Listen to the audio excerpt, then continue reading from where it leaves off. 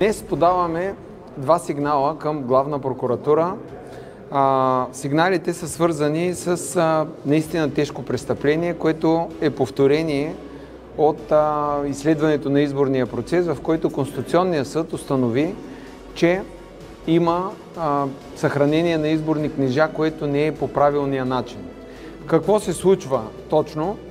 Това, което се случи по време на проверка на определен брой секции, е, че в едни секции имаше празни чували, в които имаше тиксо, ножици, тоалетна хартия и други неща, които не би трябвало да са в тези чували, а вътре трябва да има бюлетини. В момента това, което се случва, е, че ние установяваме, че някой бърника в декларациите, които са подавали депутатите, кандидат-депутатите и които би трябвало да се съхраняват в риковете, нали така?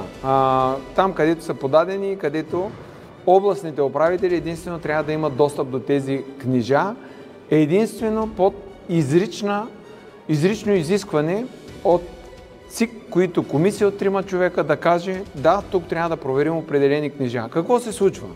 Радостин Василев в свое изявление пред медиите официално признава, че има сигнал, че подписа на моята декларация не е отговарял на действителния ми подпис. Сега да разберете какво означава това нещо. Тези декларации са подадени и когато са подадени, те са прегледани от триковете. Те не са ходили дори в Централната избирателна комисия.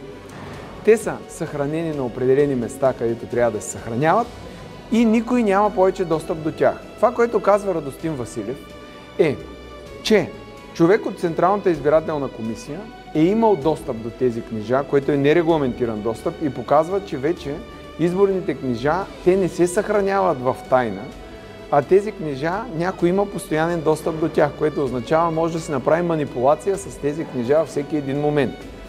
Това е твърдението на Радостин Василев.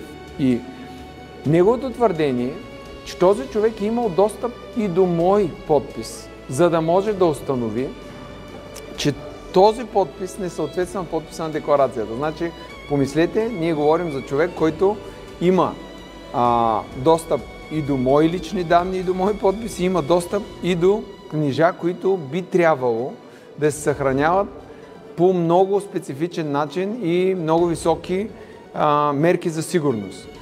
Затова ние подаваме сигнал към прокуратурата да се разследва как така, кой е този човек, Радостин Василев трябва да го каже. Ако пък Радостин Василев не каже, че има такъв човек, или той не съществува, това означава, че или Радостин Василев лично има достъп чрез някой, по-високопоставен, който му го осигурява този достъп, или Радостин Василев клевети за всичко, което казва.